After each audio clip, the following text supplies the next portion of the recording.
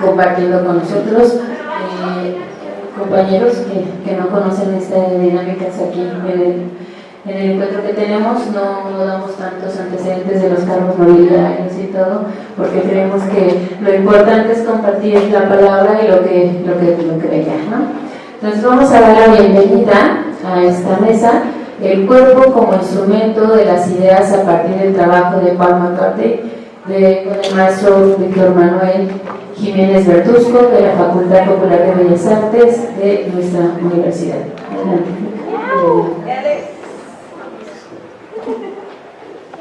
Muchas gracias, maestra. Muchas gracias a la doctora Olvera por la invitación nuevamente. Ya he tenido la fortuna de participar en este congreso en varias ocasiones y la verdad que siempre es un gusto y sin duda una felicitación para ella, para los organizadores, porque son esfuerzos duros, pero muy importantes también para que se pueda seguir haciendo el trabajo fundamental de nuestra institución y de la academia.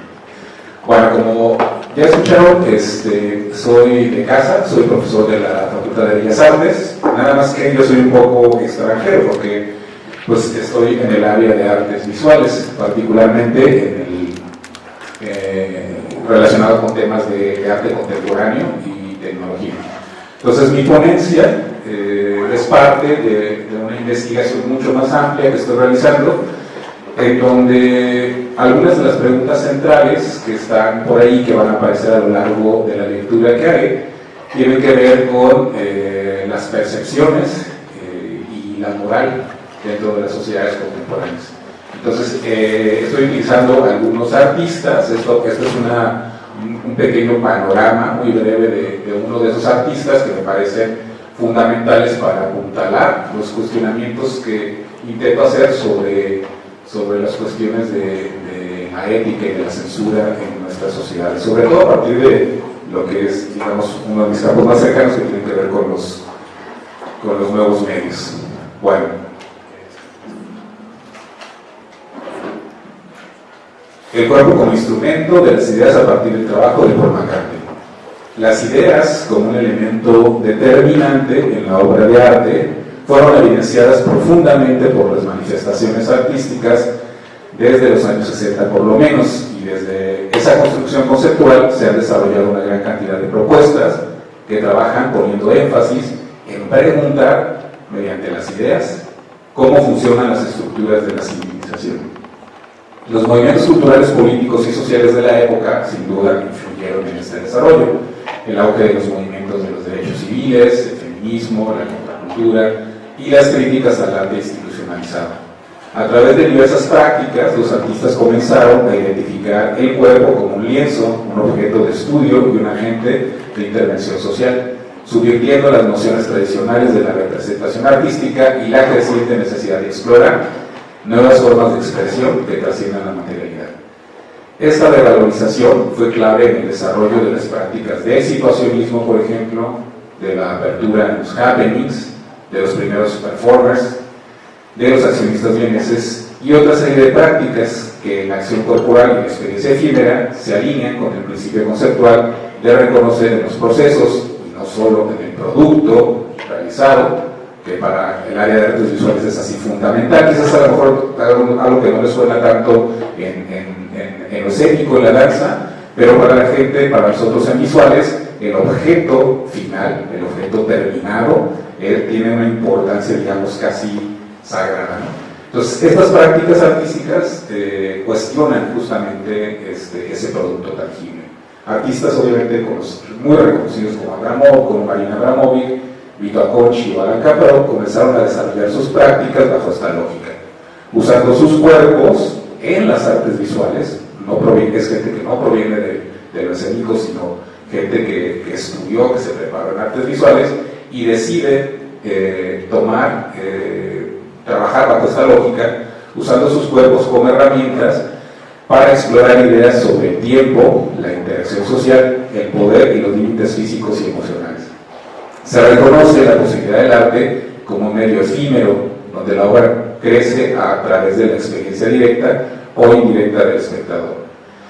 En ese contexto, por ejemplo, los movimientos feministas también tienen un papel clave. Artistas como Ana Mendieta, Yuri Chicago o Hannah Wick utilizaron sus cuerpos para abordar cuestiones de identidad de género, opresión y representación. El cuerpo femenino, históricamente objetificado, se revalorizó como un símbolo de poder, autonomía y resistencia. Ana Mendieta, por ejemplo, en su serie Siluetas, integró su cuerpo con la naturaleza, dejando impresiones en la tierra para hablar de la alienación cultural y personal. Esta obra sobre el origen, la identidad y la conexión entre el cuerpo y la tierra es un ejemplo de cómo las prácticas corporales podían fusionarse con preocupaciones filosóficas y políticas más amplias. La obra de Louis Chicago, de Dagmar Parry, del 74, celebra la anatomía femenina y su poder creador, mientras que Anna Wilk usaba su cuerpo para exponer las tensiones entre la belleza, la mortalidad y el deseo en una sociedad dominada por los discursos heteropatriarcales. Este proceso de expansión y radicalización conceptual que identifica la materia más allá de un mero objeto de representación pasiva para convertirse en un sitio activo de intervención crítica y reflexión. De esta forma, se han explorado sus múltiples dimensiones: la física, la social, la política y la filosófica. La carne, hoy, sigue siendo un espacio clave en la expresión artística, reflejando tanto las tensiones y las ansiedades contemporáneas como la búsqueda de nuevas formas para entender la identidad humana. En este contexto aparecen artistas que continúan explorando el cuerpo como un sitio de resistencia y subversión, que han usado la tecnología y los medios digitales, por ejemplo, para ampliar los límites de la experiencia corporal. Orlan, Sterlach, Dewey cuestionan las nociones de corporalidad a través de la biotecnología, por ejemplo.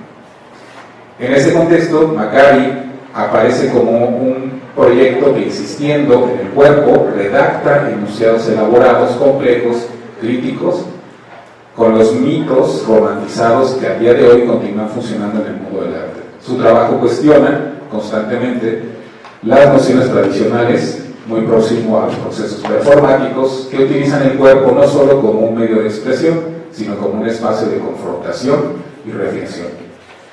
Explorando temas como la violencia, la sexualidad y la política, transformando el cuerpo en un medio, en una superficie, en una herramienta de resistencia, donde se despliegan narrativas complejas e incómodas.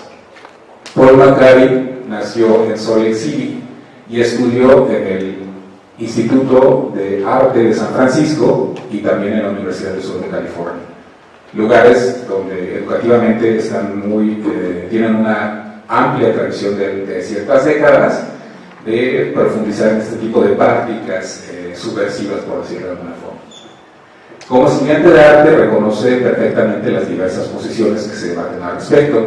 Ha encontrado la forma de provocar reacciones, desafiando las normas sociales y culturales y estimulando el debate y la reflexión crítica sobre estos temas. Al usar su propio cuerpo, con una variedad de materiales como la comida, disfraces y objetos cotidianos, crea esas escenas grotescas y caóticas que son documentadas en el cine y el video, añadiendo una dimensión audiovisual a su obra, un carácter que lo distinguió particularmente de otros artistas al inicio de su carrera. Estos elementos convierten su trabajo en indispensable como un desajustador sísmico que, al identificarlo, permite repensar las ideas que elaboran la configuración contemporánea del arte de nuestros días. Desde una perspectiva enfatizada en ideas radicales, Paul Macari trabaja con la intención de subvertir imágenes y símbolos de la cultura popular, incluyendo íconos de la infancia, el entretenimiento masivo y las fantasías consumistas, transformándolas en algo oscuro y perturbador. Este proceso de subversión evidencia una intención intelectual profunda, de velar las tensiones entre lo familiar y lo siniestro, lo reprimido y lo evidente. Esas tensiones están en el centro de su enfoque provocador, en el que símbolos, imágenes y narrativas culturalmente aceptadas, que a menudo provienen de la cultura popular y el entretenimiento infantil, la política o los mitos, son transformados en representaciones grotescas, perturbadoras y profundamente inquietantes. Este proceso de subversión revela las capas ocultas de la psique colectiva, evidenciando las pulsiones reprimidas que subyacen en la superficie de lo cotidiano. Respecto a la inocencia y la cultura del entretenimiento, McCarthy utiliza su capacidad para partir de lo familiar, lo que es cómodo, lo que es reconocible, para luego distorsionarlo, exagerarlo y descontextualizarlo hasta el punto de volverlo siniestro, grotesco o abyecto. Esta estrategia genera una disonancia cognitiva con el espectador, quien se enfrenta a imágenes que a primera vista podrían parecer ingenuas o incluso infantiles, pero que al ser despojadas de su contexto habitual se revelan como contenedores de angustia, violencia y deseos reprimidos. El uso de personajes icónicos de la cultura popular y el entretenimiento infantil son un ejemplo de ello, como en sus series sobre Pinocho, Santa Claus o Heidi. Estos personajes, que en su forma original representan la inocencia y los ideales de la infancia, son transformados por McCarthy en figuras obscenas y perturbadoras. En su versión de Pinocho, por ejemplo, el personaje no es un tierno muñeco de madera que busca convertirse en un niño real, sino una figura depravada, involucrada en actos de violencia y grotesco. En este proceso de distorsión devela las tensiones que existen bajo la superficie de los conceptos de la familia modelo, el control, lo prohibido, el consumo o la manipulación de la inocencia. El concepto de lo unmöglich o lo siniestro, tal como lo definió Freud, es clave para entender el trabajo de McCarthy. Bajo esa lógica, lo siniestro es aquello que resulta familiar y extraño al mismo tiempo, una experiencia perturbadora que surge cuando lo conocido se revela como algo oculto y peligroso. McCarthy juega con esos elementos al tomar lo que es parte de la experiencia cotidiana de la cultura de masas, los muñecos, los payasos, los personajes de los dibujos animados, y hacer que se conviertan en versiones monstruosas de sí mismos. Este juego entre lo familiar y lo siniestro crea un estado de malestar en el espectador, quien se enfrenta a la revelación de lo que parece inocente y trivial, en realidad está impregnado de un subtexto más oscuro. Respecto a los materiales simulados en su trabajo, bajo esa lógica, los materiales simulados adquieren significados determinantes. La presencia y el uso de estos, como catsup, chocolate, mayonesa y otros elementos de apariencia viscosa en su trabajo, es una de las características más emblemáticas y potentes que se le reconocen. Estos materiales en su obra a menudo reemplazan fluidos corporales como la sangre, el semen o los excrementos, plantean diversas funciones. A través de ellos, McCarthy construye un lenguaje grotesco que confronta al espectador y al mismo tiempo simula y exagera lo abyecto, lo repulsivo, sin llegar a ser completamente real, permitiendo una reflexión crítica sobre las estructuras culturales que reprimen lo caótico y lo corporal. Esta subversión simulada de los materiales evidencia la violencia y la decadencia en un contexto que parece absurdo y teatral. Al usar catsup en lugar de sangre o chocolate en lugar de excremento, McCarthy no solo disminuye la intensidad visceral de la experiencia, sino que también la amplifica en el plano simbólico. La violencia en estas obras no es directa o literal, sino es una violencia teatralizada y grotesca que juega con las expectativas del espectador. La catsup, por ejemplo, como sustituto de la sangre, funciona de manera ambivalente. Por un lado, su textura y color evocan inmediatamente la imagen, lo que sugiere heridas, agresiones o violencia física, pero por otro lado, el hecho de que sea catsup, un producto comúnmente asociado con la comida rápida, el placer banal y el consumo masivo, introduce una dimensión irónica y crítica. McCarthy intenta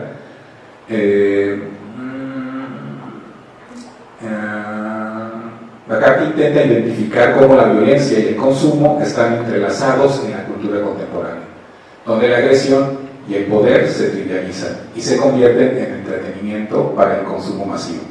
El uso de estos materiales simulados crea una distancia emocional.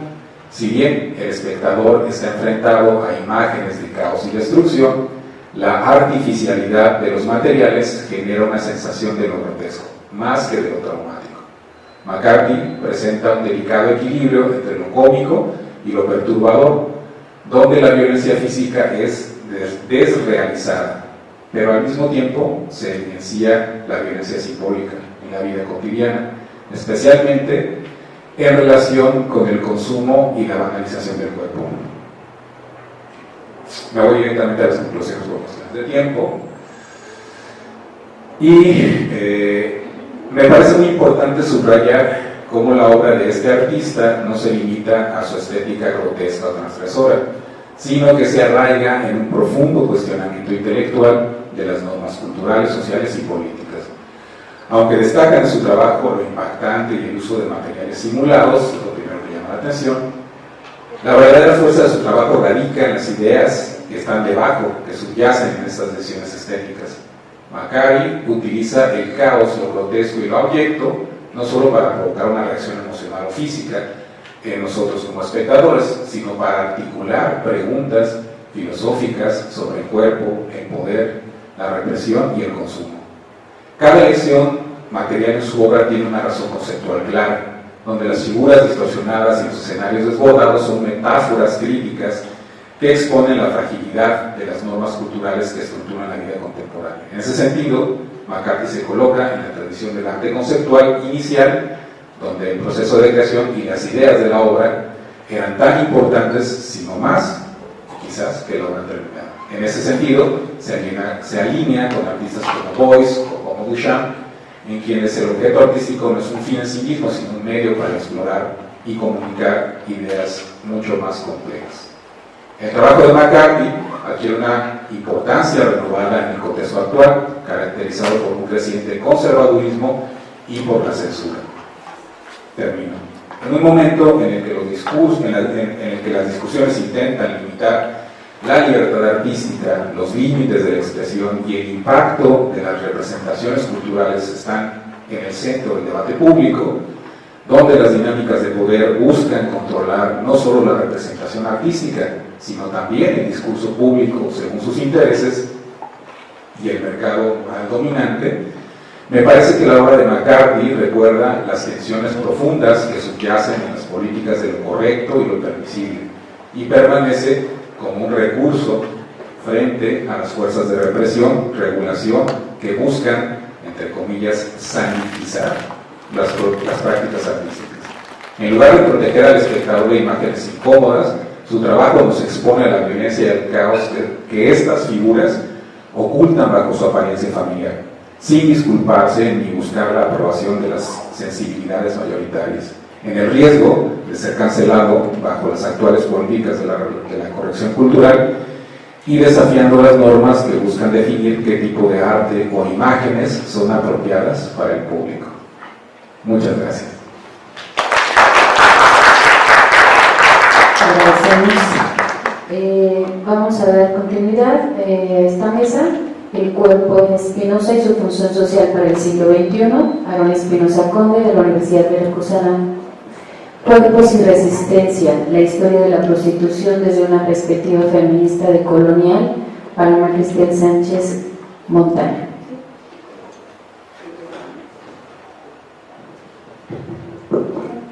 Bueno, muy buenos días.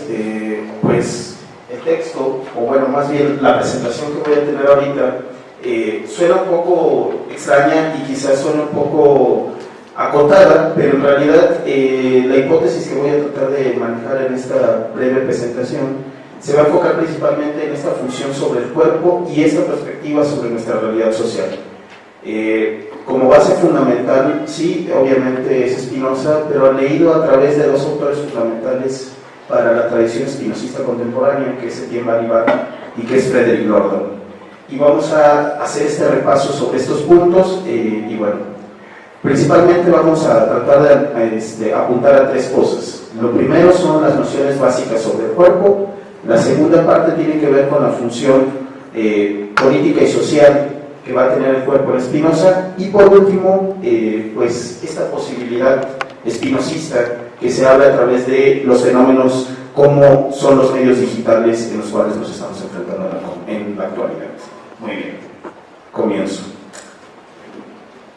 Primera parte, las nociones básicas sobre el cuerpo. Uno de los temas más investigados sobre la antigüedad es la naturaleza humana. En el caso del filósofo de Ámsterdam, este tema es planteado de la siguiente manera. Esta es como la tesis general que siempre se ha escuchado.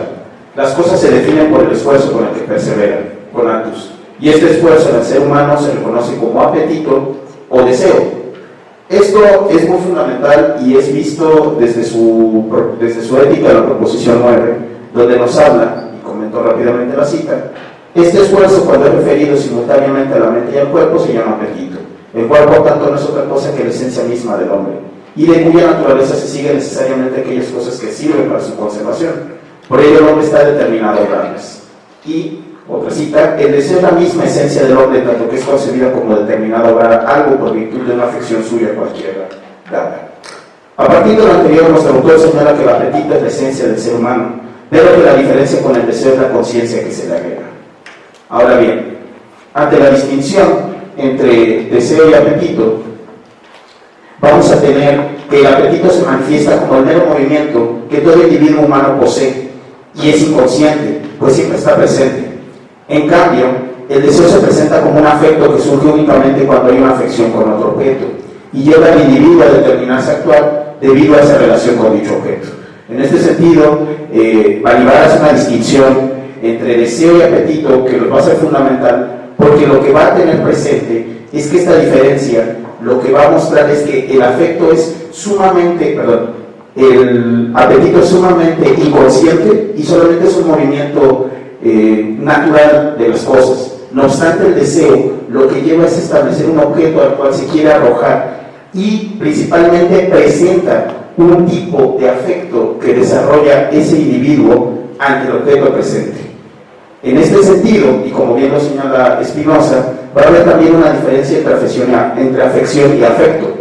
Estos dos conceptos son diferentes porque el primero se refiere al mero encuentro o contacto con un objeto externo. No obstante, el segundo se presenta como un proceso interno que ante el contacto de cualquier objeto produce un sentimiento o un afecto. Y en este sentido, este proceso interno ocurre necesariamente gracias a las afecciones, es decir, a todos los contactos o encuentros que tenemos, que va recogiendo el cuerpo y los va estableciendo dentro de imágenes. En este sentido, la sucesión de afecciones desarrolla imágenes que más adelante nosotros vamos a establecer como aquello que llamamos imaginación. Ok, paso a la segunda parte, la que sigue. Este es el esquema básico. ¿Qué sigue? Ahí.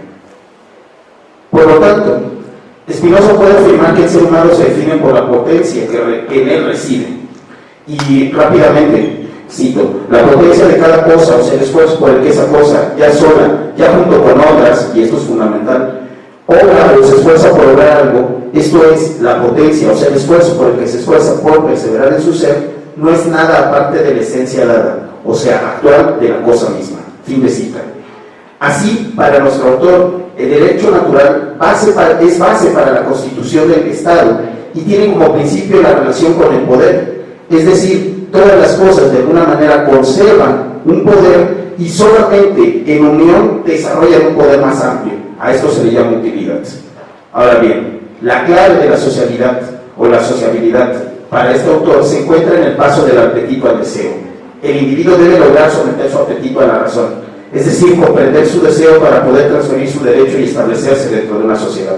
Este proceso de comprensión del deseo implica conocer las causas de sus afectos, es decir, nosotros tenemos apetitos, pero de alguna manera nosotros vamos a desarrollar deseos en el momento en cuando comprendemos cuáles son las causas que nos producen ciertos afectos y de alguna manera cómo nosotros nos acercamos a ciertos objetos, y esto lleva a que nuestra imaginación constituya una idea completa de nuestro cuerpo y de esos objetos.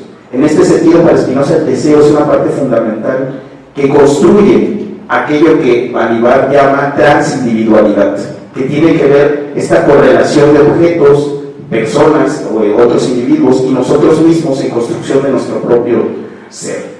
Ahora bien, así el papel de la imaginación resulta fundamental, ya que la posibilidad de este cambio, el cambio del paso del apetito al deseo, está regido por la manera en que conocemos, es decir, por cómo nuestro cuerpo sintetiza las imágenes. Esto es la forma en que los afectos influyen en la manera en que presentamos los objetos en nuestra mente. A partir de esto, entonces, la función social y política del cuerpo está relacionada con la manera en que es dominado, de alguna manera, y este es un gran problema para Spinoza, por la superstición, que es un tema fundamental en el siglo XVII. Y esto sirve porque es una forma de control, tanto religiosa como política, de ese tiempo. Spinoza, en este diagnóstico, considera que el dominio de los afectos es clave para que una sociedad pase de ser una multitud organizada en una turba guiada por su apetito.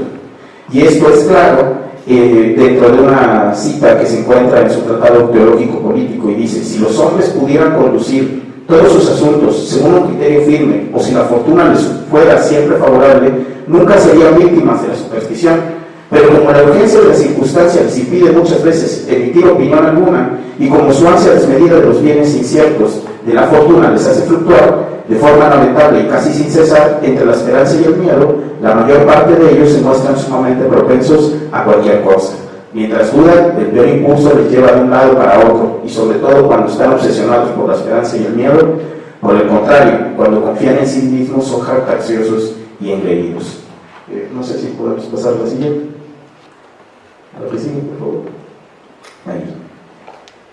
Entonces, en este tercer punto, lo que me gustaría enfocarme ahora es el problema que nos enfrentamos en el siglo XXI, que ya no es la superstición en los términos del tiempo de Spinoza. Antes bien, lo que nos enfrentamos ahora son los nuevos métodos de comunicación que se han transformado como parte de una manera de construcción de nuestro conocimiento contemporáneo. Durante los últimos 30 años, el auge de los medios digitales, incluidas las redes sociales y las plataformas de información en línea, han tenido un impacto profundo en la vida social y política. Este periodo ha sido testigo de cambios en la manera en que se desarrolla la participación ciudadana, la movilización social y la influencia política. Las redes sociales han demostrado ser herramientas poderosas para movilizar la participación política del activismo. Solo por citar rápidamente, un estudio publicado en Nature en el año 2021 mostró que los mensajes políticos, tanto en Facebook como Instagram, aumentaron significativamente la participación electoral. No obstante, también ha habido preocupaciones crecientes sobre el uso de estas redes sociales para difundir desinformación y manipular a la opinión pública.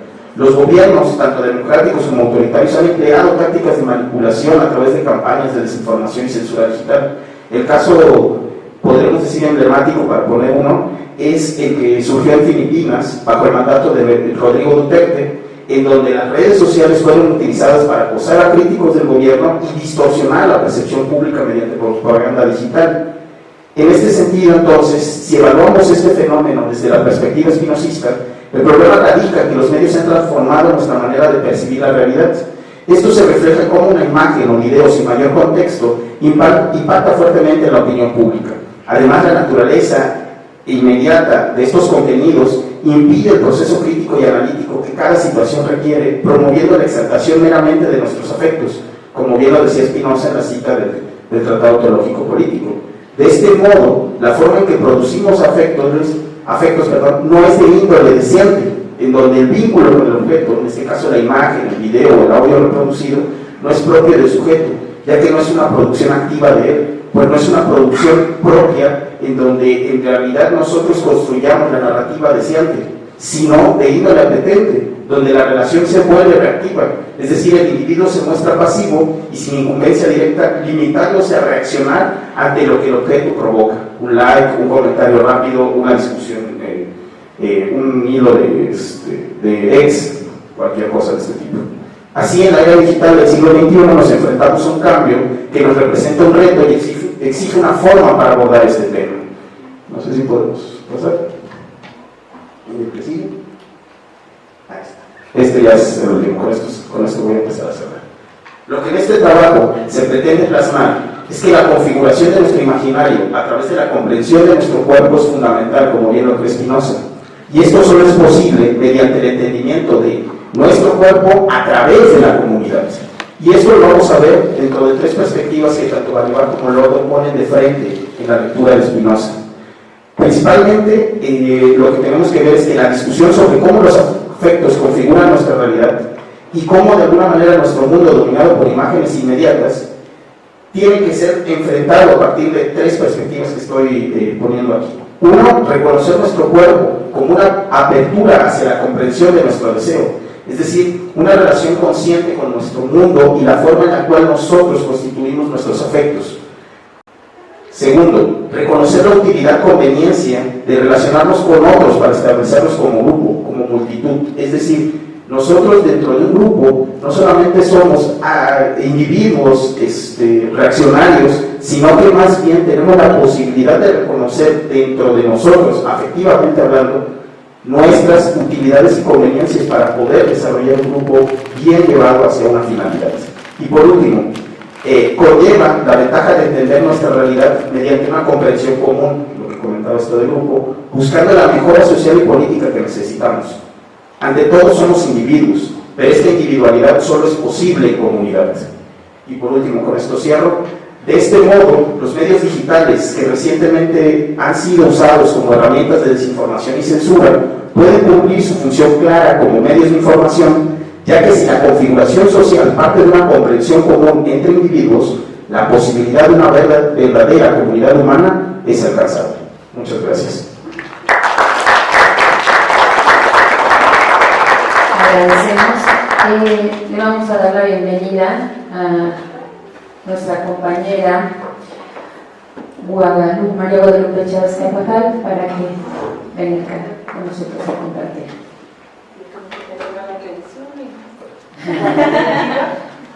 Sí, así es la familia.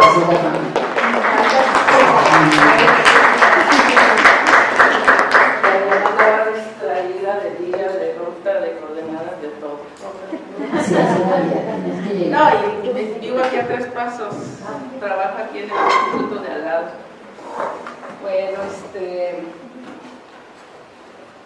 pues en principio muchísimas gracias a todos ustedes. Es muy raro que yo vea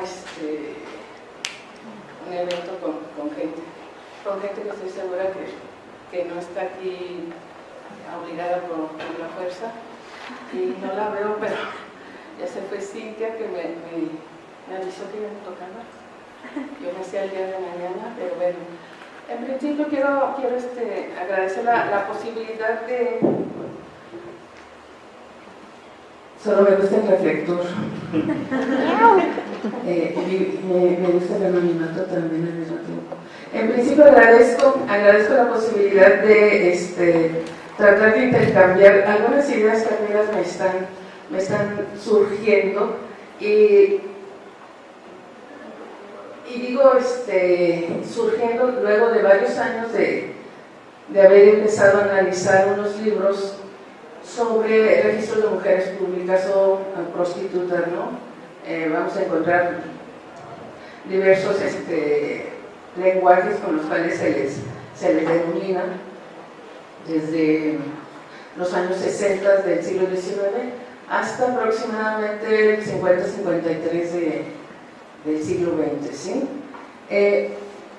Esta charla, más que ilustrar algo, es un cúmulo de preguntas que yo misma me hago y que no hice en un primer momento cuando estudié esta temática, que a mí en lo personal lo que me movía era hacer una historia social de la fotografía y de los usos sociales de la fotografía. Y realmente se cruzó por el camino los libros de prostitutas, libros de criminales y toda suerte de fotografías para registrar a aquellos sujetos indeseables, por más trabajadores que sean, y me refiero desde mujeres domésticas, cargadores, policías, esos sí son indeseables, y una suerte de cosas, ¿sí? Pero también estas líneas que voy a tratar de esbozar parten de una especie de relación de amor y odio entre el archivo y yo, ¿sí? Y también es una especie de invitación a pensar el cuerpo precisamente desde la información que nos están brindando los archivos. Les aclaro, soy historiadora tradicionalista, o sea, muy aburrida. Mi formación no se desapegaba de lo que decía el documento, y ahora, luego de 20 y tantos años de fingir ser historiadora, empiezo a tratar de pensar hacia otros márgenes, ¿no? Me van a disculpar, pero como diva que soy, además de manchar, me voy a dar a la tarea de leer algunas cosas, porque yo denominé ilusoriamente el tema. Cuando vi la convocatoria me entusiasmó mucho, porque llevaba rato ya dialogando con algunas compañeras que trabajan en la UNAM en el área de gestión documental y archivo, sobre el concepto de archivo, quién resguarda los archivos, qué leemos en los archivos y cómo lo hemos estado entendiéndose. Bueno, dramático fue el resultado de que me doy cuenta que en mis años de historiadora, de ahí que les digo que soy bastante tradicionalista, pues me dio como un portazo en la pared, y con todo el entusiasmo pues alcancé a mostrar 2 o 3 cosas que tratan del archivo, de las mujeres en los archivos, en los documentos, frente a los archivos y como resguardadoras de la memoria, no solo la que se escribió, sino la que se está escribiendo, ¿no? Y cómo nosotras la estamos interpretando. Pretendía que fuera el cuerpo vestido de la prostitución femenina, miradas desde el archivo oficial, y digo vestido bajo 2 ejes, que es decoro y pudor, ¿sí? Decoro y pudor, pero al mismo tiempo hablar de una especie de prisión, el vestido como prisión y como simulación también, no de ese cuerpo del deseo, sino del cuerpo del pecado, precisamente. Bueno, como les decía, es un listado de interrogantes surgidas a lo largo del tiempo sobre un tema que va y viene para mí. Cuando revisé por primera vez los registros de mujeres públicas, yo creo que varios de ustedes no habían nacido, me impresionó la potencia de sus imágenes y representaciones. En ese momento no entendí el quiebre generacional que se estaba dando en el amplio campo de la investigación histórica y de las ciencias sociales. Por lo tanto, me limité a tratar de reconstruir la historia social de la fotografía en Michoacán, tema que en ese entonces era mi principal interés. En ella, las imágenes de mujeres públicas eran solo un aspecto más en relación con los usos sociales de la fotografía para el control de los individuos, en especial mujeres y hombres que rompían las normas. El cuerpo subyace como concepto desde la fotografía y en los discursos médicos, legales, morales, estéticos, publicitarios, etc. Pero ¿qué hacer con esas imágenes y desde dónde las miramos? ¿Cuál es el significado contemporáneo de esas imágenes del pasado y qué implican hoy en día? Hoy en día, visualmente hablando, podemos señalar varios de los estereotipos con los que se señala a la prostitución, a las prostitutas, a los prostitutos, y son totalmente opuestas, visualmente hablando, insisto, a las de esta temporalidad que manejo. El registro fotográfico de prostitutas se inició en la capital de la República Mexicana en 1865, durante el Segundo Imperio, el de Maximiliano de Habsburgo, por supuesto, ¿sí? Seguirían el ejemplo de forma inmediata los estados aledaños y otras capitales importantes del país. Esos libros e imágenes datan de 1877, 1883, 85, 1916, 1917, y se fundamenta precisamente en lo establecido en los reglamentos sobre prostitución emitidos desde 1877, 87, 88, 1895, 1923 y finalmente 1952-53, que abreva de todo este cuerpo de leyes. Se resguardan en archivos municipales y estatales de la Ciudad de México, Colima, Puebla, Oaxaca, Morelia, Zacatecas y seguramente otros más, pero estos son los que recientemente, y digo recientemente en las últimas 2 décadas, hemos estado estudiando diversos historiadores, sociólogos, antropólogos. Son archivos del Estado cuyos silencios plantean otros retos. Trataré de explicarme. El carácter del documento fotográfico alberga distintos entramados y representaciones que han sido atendidas escasamente desde los años 90 del siglo XX. En especial, la prostitución no tiene ni siquiera 30 años.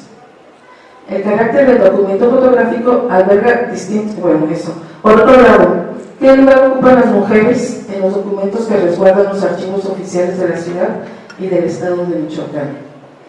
¿Por qué son subvalorados y por qué se les ha limitado a la construcción de estereotipos visuales? De ahí propongo que veamos el documento visual en clave de mujer. Nos mueven varias interrogantes en relación con el documento fotográfico, empezando por la preocupación sobre qué tipo de fotografías gestionan, conservan y exhiben los archivos oficiales. ¿Qué memoria estamos rescatando en los libros de mujeres públicas? ¿Quiénes están representadas? ¿En virtud de qué criterios o dinámicas socioculturales aceptamos o rechazamos la información que vemos en esos expedientes? En el 2012 tratamos de realizar un ejercicio hermenéutico con miras a tratar de responder algunas de estas interrogantes. El ejercicio precisó de la exploración de otras narrativas y nos enfocamos a buscar a niñas y mujeres desperdigadas en el archivo, algo que fuera más que un número.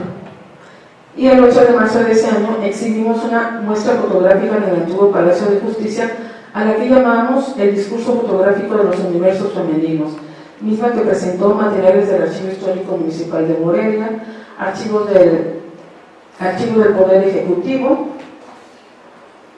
del Judicial y de las colecciones fotográficas del Instituto de Investigaciones Históricas, donde yo trabajo y estoy al frente de estas colecciones en los últimos meses. Abro un paréntesis para compartirles un dato digno de analizarse, que quizá no tenga nada que ver, pero que sí me mueve mucho precisamente en función de cómo se resguardan estas fotografías. ¿Sabía que la mayoría de los archivos de la ciudad son atendidos por mujeres? Hasta hace 7 meses no había reparado en eso y lo empezamos a comentar ampliamente en el marco del seminario de archivística de la licenciatura en Administración de Archivos y Gestión Documental de la ENES UNAM. Y me atrevería a decir que la mayoría de los archivos mexicanos están en la misma circunstancia. ¿Este dato qué nos indica? Sin duda, nos habla de silencios, discursos y sentidos del archivo que aún no se analizan. También me hace pensar en la invisibilidad de las mujeres, no solo en los documentos que ellas preservan, igualmente en la persistencia de una narrativa hegemónica en donde las mujeres aparentemente no son las protagonistas de la historia, ni siquiera en estos libros de registros públicos, de mujeres públicas, perdón. Solo son comparsas en rituales familiares, políticos, sociales y públicos. Por el momento, estamos trabajando en una historia de las mujeres desde el documento fotográfico. También nos propusimos con estas colegas unir esfuerzos como lo están haciendo en la Ciudad de México, España y Argentina, para formar plataformas o archivos en línea sobre la historia de las mujeres, los cuerpos y los feminismos. Debemos agitar inercias y al mismo tiempo hablar de las ausencias y silencios o de la pedagogía del olvido con la que se ha escrito parte de la historia y con la que hemos escrito parte de la historia. Debemos combatir la nada y cuestionarnos si es posible tener archivos y archivística con perspectiva de género. ¿Qué sentido tiene preguntarnos esto y cómo podemos darle respuesta? En principio, para obligarnos a reflexionar los archivos bajo otras miradas, situando en el centro de la relación archivos, documentos, mujeres, corporalidades, no solo porque buena parte, quizás la mayoría, de la plantilla laboral de los archivos públicos y privados de México somos mujeres, aunque los sujetos obligados casi siempre sean hombres, algunas veces sin la menor idea de lo que es un archivo, mucho menos de las funciones que ahí se desarrollan. Sabemos como historiadoras que somos que las mujeres están subsumidas en los relatos documentales del archivo, aunque hay sus excepciones, como las que les voy a presentar ahorita. Su presencia queda constreñida al encierro, al control social y a la moral. No es suficiente con mencionar lo que Michel Foucault y Jacques Derrida señalan sobre el concepto de archivo y su relación con el poder para afirmar que la invisibilidad de la mujer como archivista o en los documentos es un asunto político. La invisibilidad de las mujeres en los archivos, llámense de concentración, trámite, históricos o fotográficos, está fuertemente entretejida de silencios y sujeta a aquello que Valeria Añón señala como la sinuosa textura del archivo. De ahí, cito, que hablar de los silencios del archivo configura en su aparente oxímoron una tensión significante, imprescindible para entender el funcionamiento de los discursos y las subjetividades que se reducen en y a partir de ellos. Es crucial porque hablar de los silencios del archivo permite plantear las dificultades y especificidades del corpus documental y de sus revisiones posteriores. ¿Cómo abordar lo que no se dice, lo que apenas se insinúa o se ve? Lo que subyace a los textos a fuerza de elipsis significantes. ¿Cuáles son los personajes y o las escenas definidas por estos silencios y por la contraposición entre ser hablado, tener voz, entrever y no ser visto o ser invisible? Hay muchos hilos que jalar y desenredar y darle sentido desde la posición de subalternidad que hemos tenido las mujeres en la historia y en el nudo de significados de esta. De ahí que insisto, cómo se representa el cuerpo de las prostitutas del siglo XIX hasta mediados del XX. ¿Qué protagonismos tienen? Interrogantes para el archivo dentro y fuera de los documentos que resguardan. Quizás podemos responder a estas preguntas desde la práctica diaria del archivo, al cual imaginamos como un espacio metamorfoseado y transformador, volcado a las prácticas creativas de visualidades diversas para repensar el archivo y el objeto fotográfico, abierto a la articulación de nuevos saberes y usos, a dialogar y construir otras memorias desde el cuerpo y la práctica fotográfica. Al menos eso es lo que nosotros nos estamos proponiendo en el último par de años ahí en el área de las colecciones fotográficas del instituto. Bueno, ¿se me queda el tiempo? Sí. ¿No media hora? Me queda... Les voy a pasar, ¿me ayuda, maestra, por favor? Bueno, estas son partes de las fotografías del primer libro, no es del primer libro, sino de los libros que sobreviven en el archivo municipal. Son tres libros que ya les decía, desde 1877. Desafortunadamente, a las distintas administraciones que han tenido este archivo se les hace algo curioso y siempre lo están exhibiendo y no se dan cuenta que si esas imágenes habían sobrevivido era precisamente porque estaban resguardadas de la luz natural. Entonces las exhiben incluso en los pasillos y cada que las exhiben van perdiendo nitidez. No creo que tarden en desaparecer ya estas imágenes, ¿sí? Vamos a ir uno por uno. Es obvio que no alcancé a hablar del vestido, no es poca cosa. Si hiciéramos la comparación entre cómo vemos, cómo hablamos, cómo argumentamos actualmente desde la visualidad lo que es una prostituta, incluso un prostituto, las alarmas visuales se disparan. Y aquí constantemente yo hago un ejercicio con mis alumnos, doy clases en la maestría en enseñanza de la historia y en seguridad pública, en la facultad de historia también. Entonces siempre les estoy poniendo la fotografía de una dama de la corte imperial de Carlota y a un lado de una prostituta cualquiera que se hace. Entonces les hablo de esas dos imágenes, y una de las dos es una dama de la corte imperial y otra una prostituta, etc. Le digo, para ustedes, ¿cuál es cuál? Y nunca me tienen. No hay, también, se han hecho corazón. sobre la reputación y todo lo demás. Una anécdota nicolaica que hay en relación a eso. Bueno, no hay una diferencia precisa, visual, no la hay. ¿Sí? Podemos ir poco a poquito. Mejor le da usted el tiempo porque si no nos terminamos en la noche y ya tenemos el tiempo encima. Bueno, hablábamos hace tiempo que lo único, ¿a qué nos obligan estas fotografías? Algunas son sobre todo del siglo XIX, son hechas en estudio, pero ya después para el siglo XX las autoridades permiten que las mujeres lleven cualquier foto que se tomen, incluso en su ámbito doméstico, ¿no? Llámese en el jardín de su casa, con su mascota favorita, una serie de cosas. En este estudiar he ido tratando de llevarle el trayecto a algunas mujeres públicas.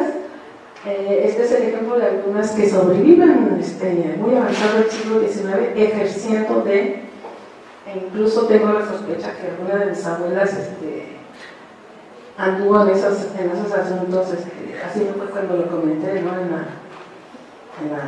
en la familia. Y cómo se resguardan este tipo de imágenes, además del libro, las autoridades sanitarias expedían una libretita que ahorita vamos más adelante a poder ver. Bueno, ¿de qué se trata cuando hablamos de lo que esconde el vestuario? Lo que esconde el vestuario es el cuerpo de cualquier mujer, ¿sí?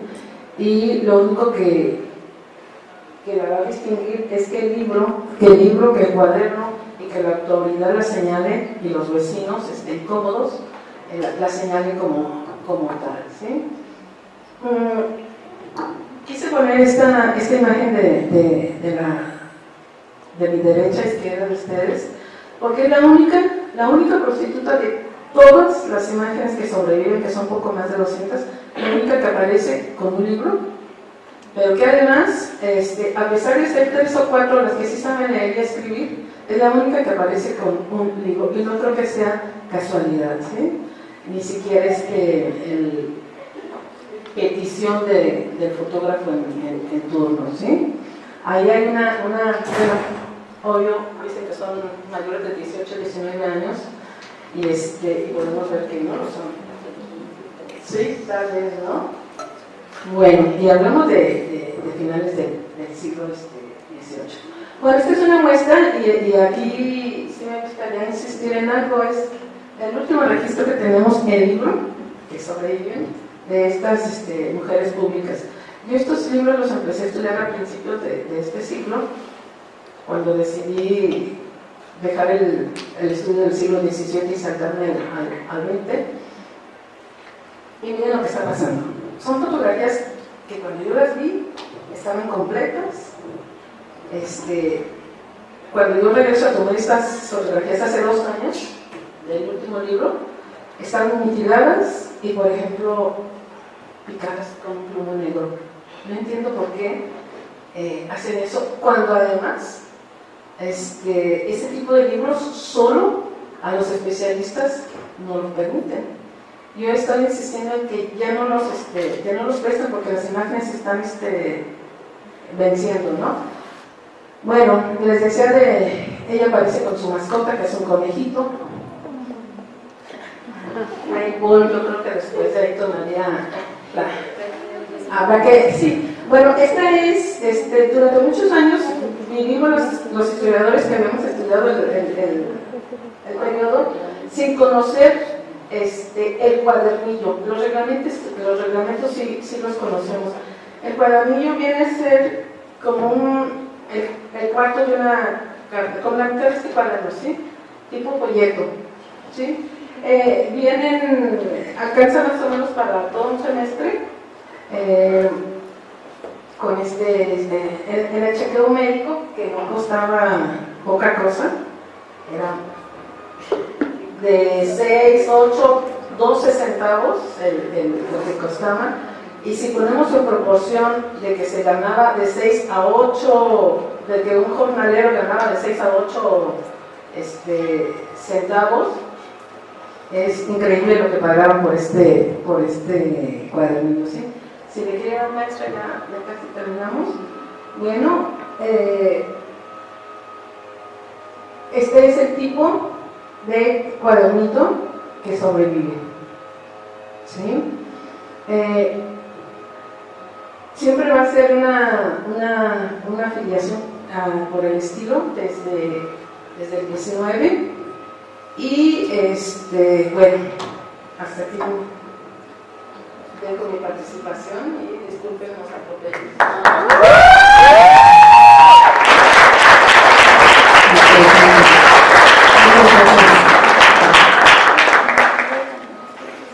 Bueno, pues vamos a ligar esta mesa con la participación del cuerpo vestido de la prostitución, ¿no es cierto? Cuerpos y resistencia de la historia en la prostitución desde una perspectiva feminista decolonial, con Magda Cristel Sánchez Montaño.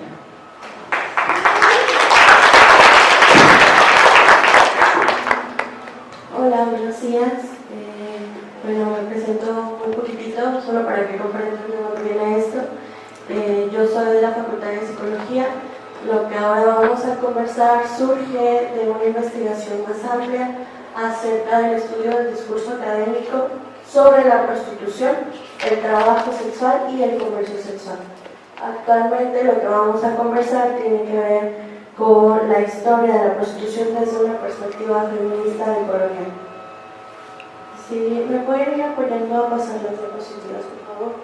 Lo que vamos a platicar ahora va a ser un breve recorrido histórico de la prostitución en algunas épocas y en algunas zonas del mundo.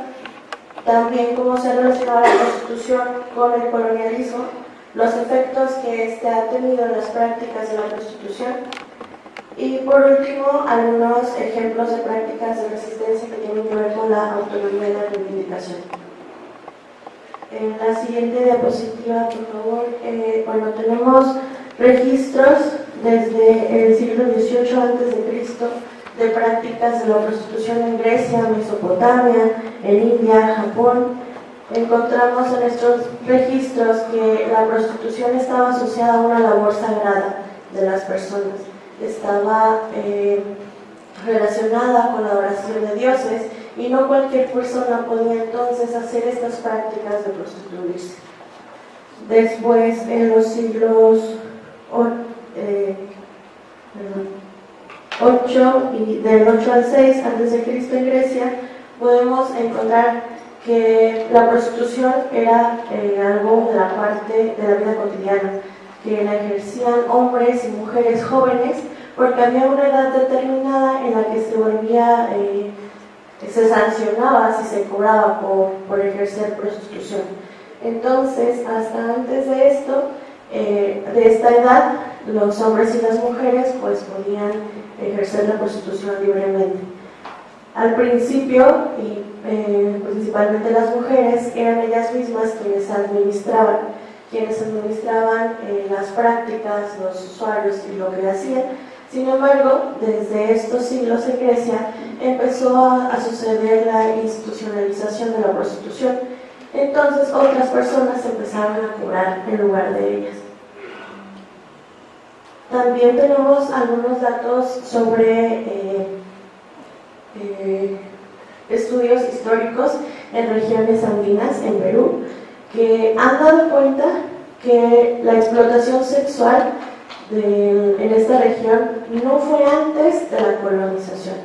Sí existía la prostitución en las regiones andinas, pero no con fines de explotación, sino que, dan cuenta los historiadores que el poder que tenían las personas en esta región antes de la colonización, pues era heredado, no se derivaba de tener más riqueza que otras personas. Entonces, a partir de esos estudios, pues se identifica que la explotación sexual no fue antes de la colonia, al menos en esa zona. Hablando de nuestra región territorial actual, que es México, pero antes de esta colonización, podemos identificar que los aztecas practicaban la prostitución prostitución como parte de ceremonias religiosas. También hay un término que se les daba a las mujeres que ejercían la prostitución, que es aurillani, que significaba tener lo necesario o estar feliz. Eso les proveía de un estatus social no más bajo que otras personas, sino que se entendía que ellas eran parte de algo que la sociedad en ese momento necesitaba. Sí, me ayuda con la siguiente, por favor. Bueno, lo que también quisiera destacar es esta necesidad de transitar de esta visualización tradicional de la prostitución hacia una mirada feminista del colonial. Si ustedes buscan en estudios históricos tradicionales, vamos a encontrar que la prostitución es el oficio más antiguo, y quizá muchas y muchos de nosotros lo hemos leído así, que la prostitución es el oficio más antiguo.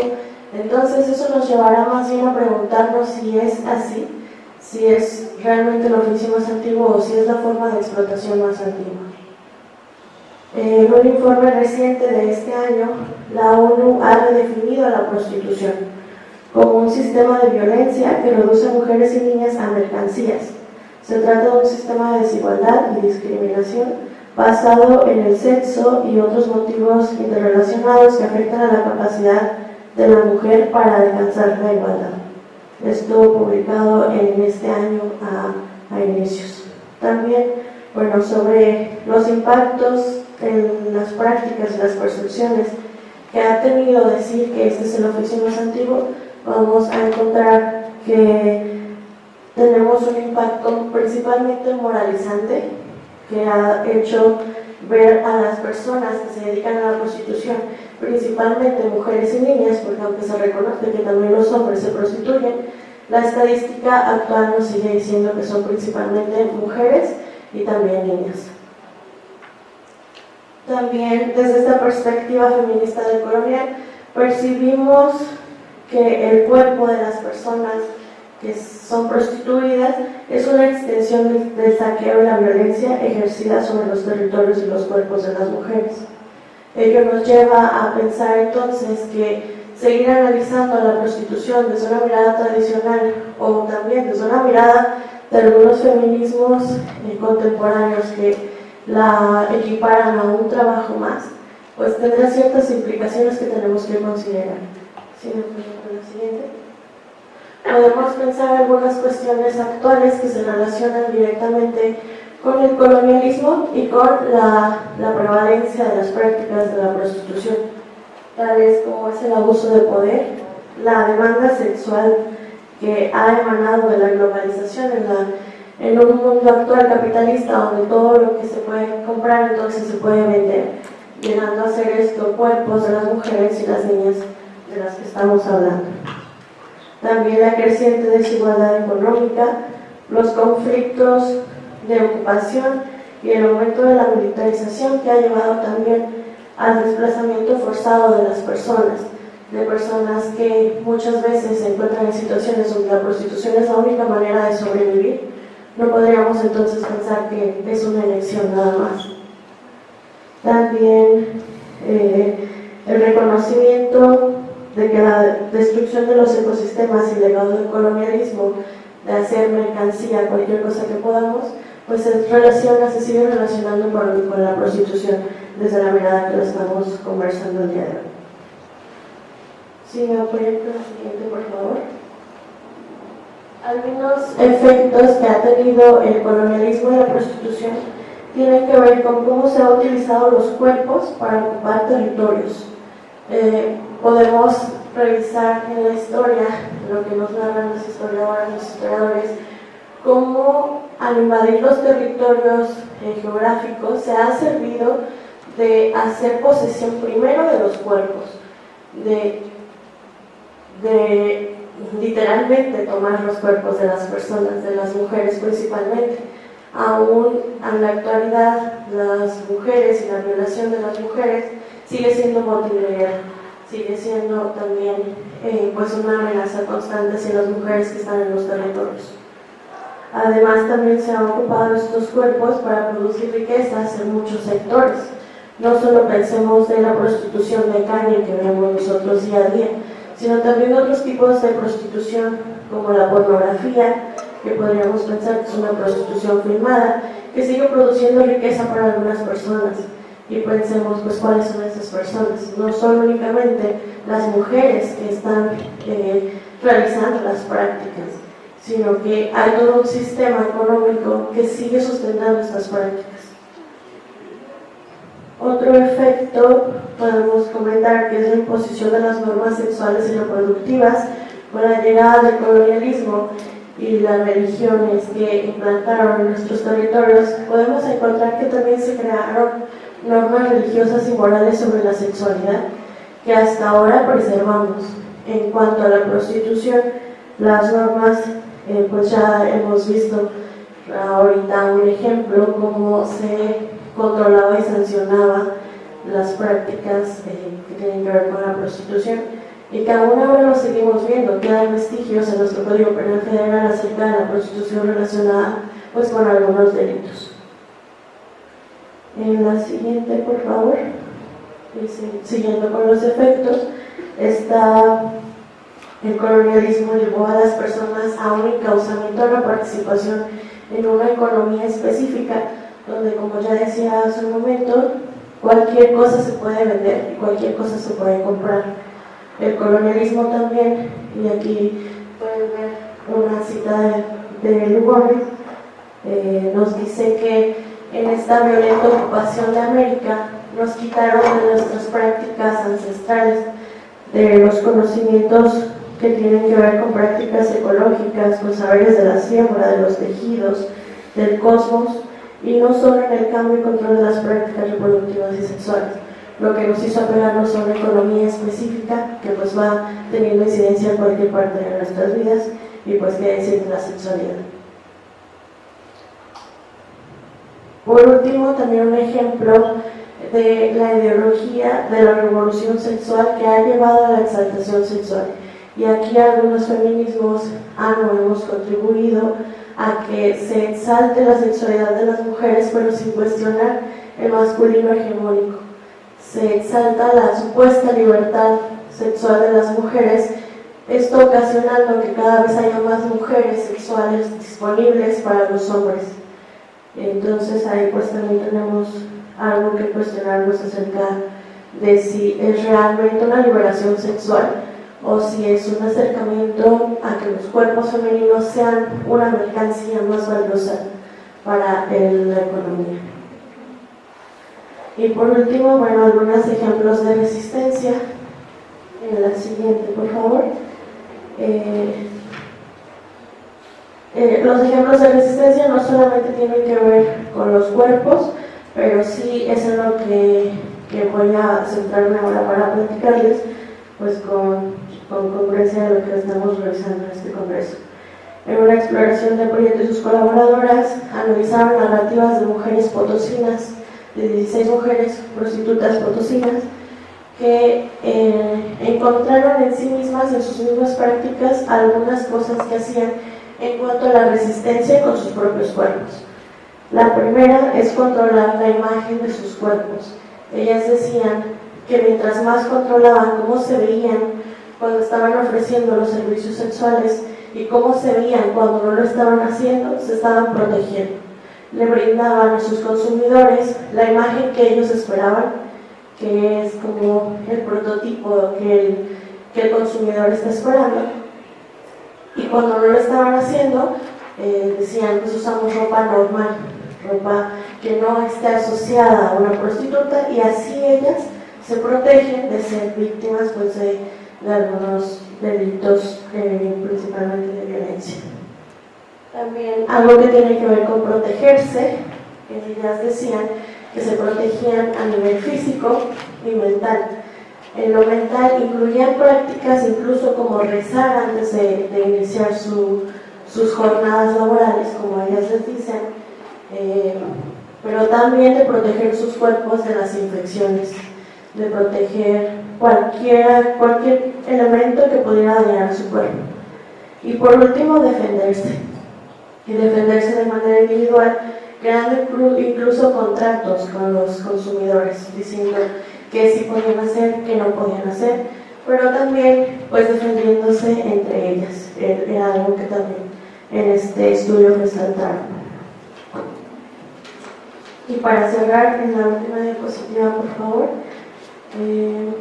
se ha destacado como prácticas de resistencia las prácticas comunitarias de cuidado, de apoyo mutuo, a través de la amistad, del intercambio de experiencias, de consejos, de compartir la memoria.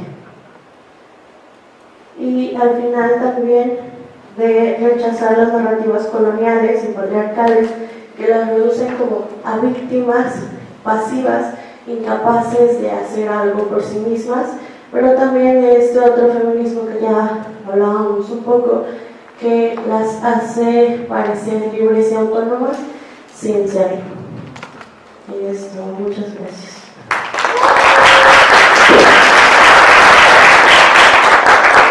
Agradecemos a cada uno de los ponentes, sin duda alguna, otra mirada, otra forma de acercarnos a los cuerpos, es esta exposición de los cuerpos a través del tiempo y de qué manera se llenan estos espacios en blanco, pensando si tenemos imaginarios colectivos o no los tenemos, de qué manera contextualizamos estos cuerpos que no solo que portamos, sino que también observamos, si somos ajenos o somos cercanos a ellos, la forma en la que a través del arte también transgredimos espacios o transformamos estos cuerpos a través del espacio, creando exposiciones públicas y privadas, que eso también ayuda a generar otro tipo de inercias transformadoras o de reconstruirlas, o saber si a través de la historia se queda atorado el pensamiento, la construcción, el deseo, todas las cosas que nos motivan a seguir percibiéndonos, a seguir encontrándonos y a partir de ahí generando nuevas narrativas, ¿no? Vamos a dar un espacio para preguntas y esperemos respuestas o posibles respuestas. Dígase. Dígase. Ok, yo bueno, quiero hacer dos preguntas, una para Víctor. Este artista que nos mostraste, digo, en el video se veía algo de su obra y nos hablabas de esta cuestión de que era como tenía como cierta teatralidad su trabajo, pero lo está construyendo en términos escénicos, o sea, para ser presentado en vivo, o está construyendo esa teatralidad para ser filmada. O sea, un poco cómo es que se presentan estas obras, sobre todo aquellas que, digo, porque hay unas que es muy evidente que es el espacio, ¿no? Pero aquellas que se ven que son como espacios más cerrados, ¿cómo funcionan? Este personaje tiene un trabajo muy amplio, muy variado, digamos, ¿no? O sea, te puedes encontrar cosas, y aparte como ya tiene cerca de 30 años trabajando, pues su cuerpo de obra, digamos, ha tenido diferentes fases, ¿no? Al inicio, a finales de los 70s, era muy accionista, por decirlo de alguna forma, ¿no? O sea, hacía prácticas que eran más bien como centradas en lo corporal, en su estudio, sin que nadie lo viera, y ponía una cámara a grabar ese tipo de elementos, ¿no? O sea, como arrastrarse, remontar, dejarse caer, etc. Luego creo que explotó mucho esta parte del registro en video. Muchos de sus trabajos en un inicio ya fueron producciones un poquito más elaboradas, ¿no? Buscando lugares, buscando escenografías, pero pensadas sobre todo para la cámara, ¿no? Y poco a poco, eso fue creo que lo que más le dio reconocimiento internacional a su trabajo, ¿no? Ese tipo de... Hay que recordar que en ese momento el video como tal, el video performance como tal, estaba pues en un momento de nacimiento, entonces era como muy peculiar, muy atractivo, digamos, ver ese tipo de trabajos, que si bien no eran películas, que tampoco eran puestas en escena teatrales, digamos, pero tampoco eran performance, como hasta ese momento sería se habían visto. Entonces era como una mezcla interesante que tenían los medios masivos de comunicación, la difusión y los alcances que pueden tener, bajo una serie de, digamos, de lógicas o de discursos muy críticos, ¿no? Entonces tiene como varias fases. Ha hecho trabajos que son públicos, muy pocos, digamos, en donde él, digamos, invita o tiene espectadores alrededor y lleva a cabo sus prácticas. Son mucho menos, ¿no?, ese tipo de trabajos. Lo escénico, la teatralidad, digamos, la usa sobre todo como parte de ese humor o ironía, que además es muy raro en las artes visuales, ¿no? Por lo general, los artistas visuales somos como muy serios y cuando se trabaja con ese tipo de representaciones, exageraciones, chistes o personajes disfrazados, pues son un poco extraños de encontrar en las prácticas, ¿no? Ok, muchas gracias. Y la otra pregunta, para la doctora Guadalupe, la verdad es que fue de aburrida nada, fue muy interesante su ponencia. Me gusta mucho esta relación entre la mirada contemporánea, ¿no? Porque no podemos ver desde otro lugar que desde ahora, pero finalmente tenemos las imágenes y finalmente podemos, esa como esfuerzo por tratar de entender las imágenes en su concepto, en su contexto, pero al mismo tiempo reconociendo que nuestra mirada pues, es una mirada contemporánea, me pareció muy interesante. Digamos, aquí es muy corto el tiempo, pero también sería muy interesante ver más allá de las imágenes cuáles son como las diferencias, un poco también para relacionarlo con tu presentación, que está, pues sí, se hace un recorrido histórico, pero estás planteándote más en el presente, cómo se vive y cómo se interpreta el tema en la actualidad. Entonces me parece muy interesante, y esta reflexión también sobre los archivos, ¿no? Los archivos, ¿quién custodia los archivos y cuál es la importancia que tienen y por qué son custodiados por las mujeres? Creo que hay muchas aristas ahí que apenas se abrieron, pero que es muy interesante. Sí, gracias por el comentario. Yo les advertí desde el principio que era una historiadora tradicional o tradicionalista, ¿no? Porque desde mis primeros años en los archivos me acataba lo que decía el documento. Incluso cuando me sugerían mis profesores del posgrado, tienes que leer entre líneas, yo con zona les decía, entre líneas solo hay espacios en blanco. Sí, pero no. Ya cuando me enfrento con las imágenes es otro tipo de texto y otro tipo de investigación. Y de hecho tengo un estudio pendiente desde hace algunos años sobre violencia y control social a través de la fotografía, también desde los archivos del Estado y lo que se está generando actualmente con la necrofotografía generada por el narcoterror y etcétera, y etcétera. Así que cuando retomo eso, es un chilladero que no me lo acabo. Y además con 25 horas de clase a la semana no se puede avanzar en ningún proyecto. Por eso les dije, bueno, son pequeños avances que, por ejemplo, en estos círculos en los que se dan, empiezo, pongo, hay sugerencias, anoto y a poco tiempo lo retomo, empiezo un nuevo semestre, se quedan como todo, ¿no? Por aquí hay una compañera historiadora que no me va a dejar mentir, Cintia, que a ella le debo estar aquí porque yo me voy a presentar mañana. Pero bueno, pues la invitación queda porque ya me dediqué a estudiar quiénes eran los fotógrafos, quiénes tomaron esas fotografías, bajo qué indicaciones, cómo se usaron en el momento, cómo se fueron en esos periodos mutilando esos libros, de acuerdo a qué, por un lado, y en la actualidad, cómo los están mutilando los usuarios. Quiero creer que son los usuarios y no quienes resguardan esos libros. Cómo conseguimos y cómo tratamos algunos de limpiar ese pasado oscuro, ¿no? por ejemplo, y bueno, ahí le paro.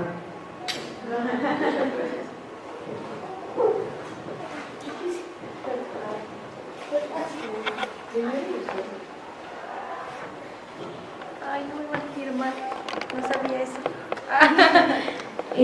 Pues primero que nada quiero como agradecer porque creo que es más que nada un acto político que se encuentren aquí dando las ponencias que están dando. Me llama mucho la atención la ponencia, discúlpenme si no me aprendí los nombres, con respecto a los archivos históricos que tenemos aquí en Morelia, porque yo como michoacán, Guadalupe, dame todos los nombres de la mesa, pero Guadalupe jamás.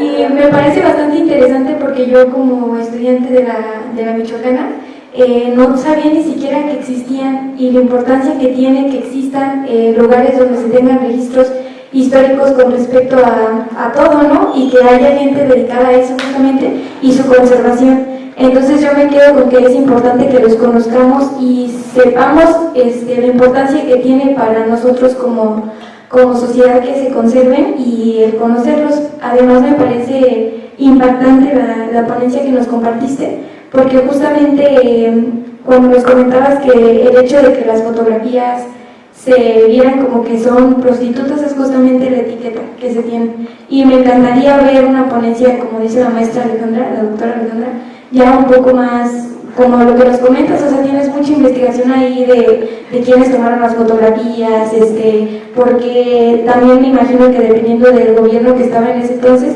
tenía que ver si se silenciaba o no lo que ocurría en los archivos históricos. Entonces eso me parece muy, muy interesante y pues me encantó la ponencia. Por otra parte también la ponencia de... ¿Magda? De Magda, me parece como...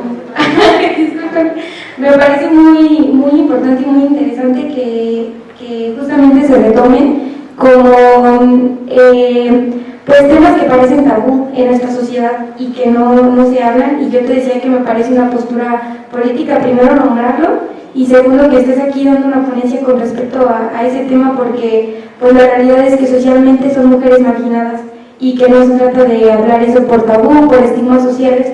Entonces me parece perfecto problematizar la situación en primer lugar, porque todavía a mí me es bastante pues tortuoso escuchar que varias gente del entorno donde nosotros nos desenvolvemos dicen que las personas que se dedican a eso es por gusto o porque les gusta o porque nacieron para hacer ese tipo de cosas. Entonces yo creo que está como bien interesante abrir, investigar, hacer todo el recorrido histórico que nos comentas para entender el fenómeno social que envuelve la prostitución de la mujer. Entonces pues también creo que es un orgullo que estén aquí presentándonos los temas, y lo digo como pues estudiante, chava, pues escucharlas, y pues valió la pena venir hoy simplemente por escucharlas. Gracias.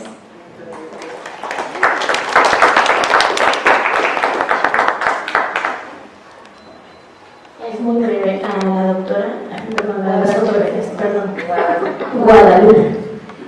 Quisiera preguntarle si cuando mencionó que exhibían las piezas, ¿las exhiben como son prostitutas?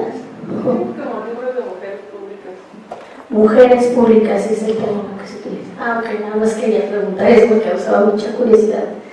Y sobre la primera ponencia, quisiera preguntar si McCarthy tiene, o sea, bueno, usted comenta de que las artes visuales tienen un énfasis casi sacro sobre el objeto mismo, y me preguntaba si, bueno, yo vi que varias obras no solamente eran sobre el cuerpo, pero la implicación con el cuerpo es directa. Si usted considera que él habla del cuerpo como un objeto o no es, o sea, como representación solamente, o si se pudiera pensar que habla como del cuerpo en sí mismo, como somos cuerpo.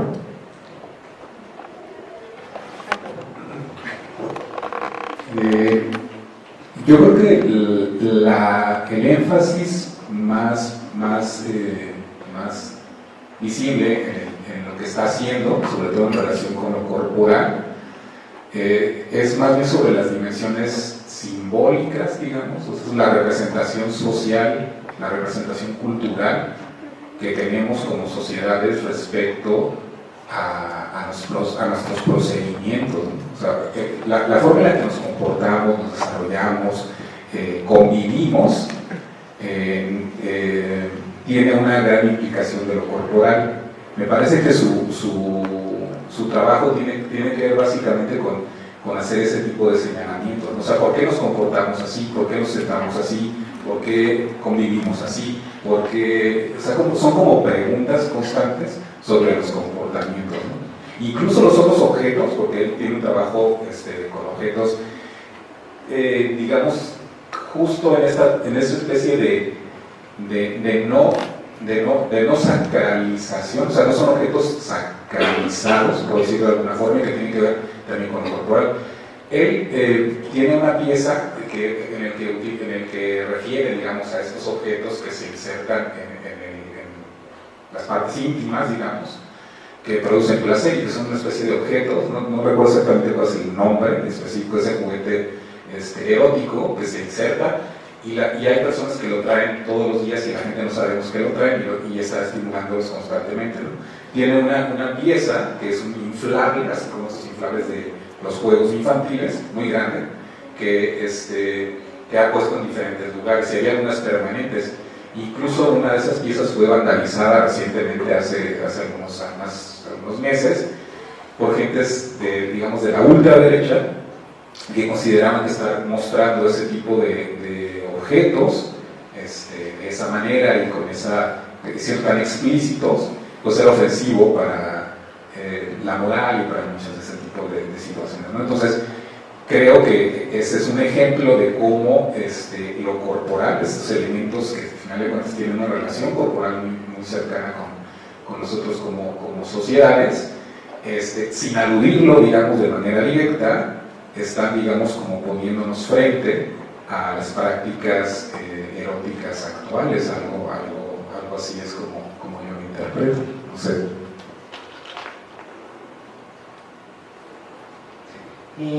Bueno, buenos días. Sobre la ponencia de archivo, tengo una pregunta y es en esta parte que mencionas del estudio también de quién toma las fotografías y cómo las toman. Me pregunto sobre las técnicas y los dispositivos para tomarlas, ¿no? Porque igual esto viene de las instituciones y hay unas técnicas específicas de fotografía, encuadres, maneras de posicionar el cuerpo, poses. Entonces me pregunto también, pues bueno, esto es una postura histórica, pero en este caso me preguntaba un poco más hacia la relación contemporánea con ello, y es cómo se retrataría desde las mujeres a otras mujeres, ¿no? Y cómo también eso puede que no pase también desde estas técnicas, porque es esto mismo, pues el archivo de poder, quien tiene la capacidad de tomar fotos, o quien tiene la capacidad de tener un estudio, o quien tiene pues todo este poder también adquisitivo para ello.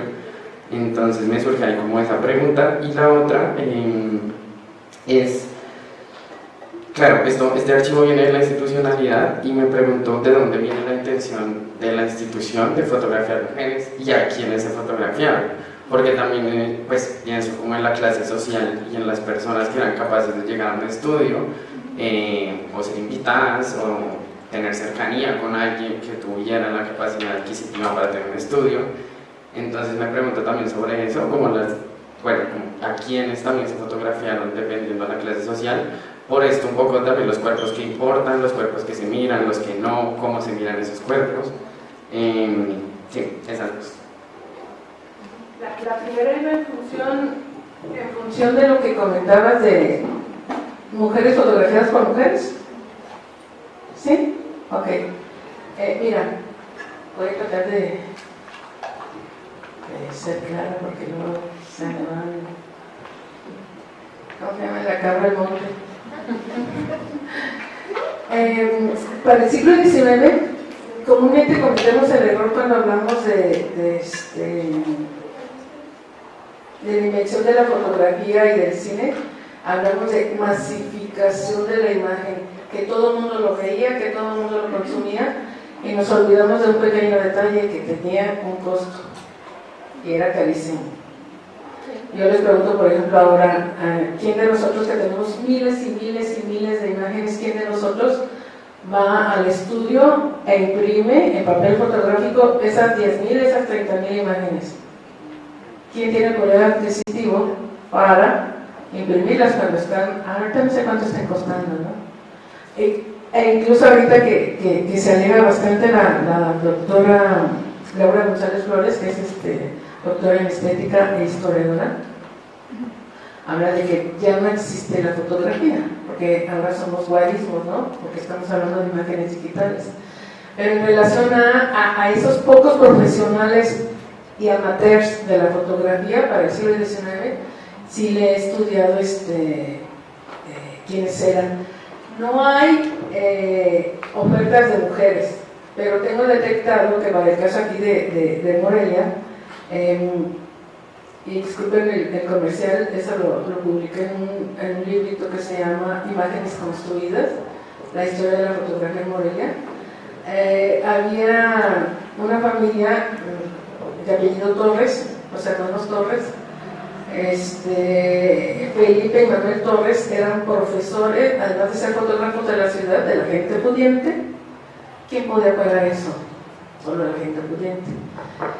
Para acabar pronto, sacarse una secuencia de 4 o 6 fotografías te puede costar el salario de un jornalero de 2 o 3 semanas. De modo que no estamos hablando de masificación de imágenes, ¿sí? Por un lado. Y por el otro, estos fotógrafos eran de los más aclamados en la ciudad. Ellos, además, están bien posicionados socialmente hablando, social y políticamente hablando, en los contratos del gobierno del Estado para ser fotógrafos de la cárcel y alcanzaron a fotografiar algunas prostitutas. No firman este tipo de fotografías, no se firman, ¿sí? Lo he encontrado en actas de cabildo, en contratos, en una serie de otros documentos, en notas periodísticas, etc. El Estado impone desde el segundo imperio, la necesidad, según ellos, por cuestiones de higiene del cuerpo, el registro de mujeres públicas ante el elevado índice de casos de enfermedades de transmisión sexual, incluso de lo que provocaba en niños recién nacidos, de madres infectadas de diversas ETS, ¿verdad? ETS, se tenía registro de eso, ¿no? Claro, todos se lo encontraban a las mujeres. Se saca eso, pero también se vuelve un supremo negocio, ¿no? También las controladas. ¿Por qué? Porque por cada registro, por cada supervisión, les cobraban, ¿sí? Y por ejemplo, para el caso de la Ciudad de México, Delia, ahorita me recuerdo el nombre, le muestra una compañera historiadora cómo formaba ese ingreso. Era muy elevado para el caso del Ayuntamiento de la ciudad de Morelia, de que las prostitutas iban por cada chequeo, por cada libreta nueva, te cobraba, más aparte estar pasándole la policía que lastimaba, alenón, una suerte de cosas. Pero vuelvo con los fotógrafos Torres. Ellos tenían 2 hermanas que les ayudaban en el estudio. José Antonio Rodríguez y Rebeca Monroy tienen estudios que hablan sobre las primeras fotógrafas mexicanas. Para el caso de aquí de Morelia están estas dos, están María y Victoria. María será después la madre del pintor Alfredo Sanz, ¿sí? E incluso Alfredo Sanz en sus memorias insiste en sus tíos los fotógrafos y cómo era vivir en México con ellos, etc. ¿sí? Hay muy poco estudiado sobre mujeres fotógrafas. ¿Cuáles son los criterios para tomar una fotografía? Pues vienen desde el siglo XIX francés. Guisdery, no me recuerdo el nombre, dice, son las mismas recomendaciones para una mujer común, para una persona común, es para una prostituta. ¿Por qué? Porque lo que menos se quería en ese momento del 19 era que se mostrara que era prostituta, ¿sí? Eso por un lado. La otra es, se me olvidó la otra pregunta. que mi cabeza anda, perdónenme, No, exacto, es como se retrata también de mujeres a mujeres y pues de dónde viene la intención de la proporcionalidad. Igual ahora también me surge una cosita chiquita y es como también ligándolo con la otra ponencia sobre prostitución y como estas nuevas maneras de exaltación de la prostitución, me parece muy interesante como ahora también toda la ola de OnlyFans y demás que se convierte. Igual la fotografía se perpetúa como un medio para el vender y mercantilizar el cuerpo y el cuerpo como partes del cuerpo, ¿no? También no solo el cuerpo completo y el autotomarse fotos y subirlas también como una exaltación y la capacidad propia de tener todo aquí, como que igual está al alcance de la mano constantemente y que se perpetúa la fotografía para ello. se perpetúa, pero también para simular el que quiero que crean que soy. Por otro lado, ¿no? Es un juego dicotómico ahí bastante perverso. Y bueno. ¿Alguien más? Bueno, pues vamos a agradecer a los ponentes de esta mesa. Vamos a dar unos minutitos de descanso, que son como unos 5 minutos para terminar con la conferencia. Gracias.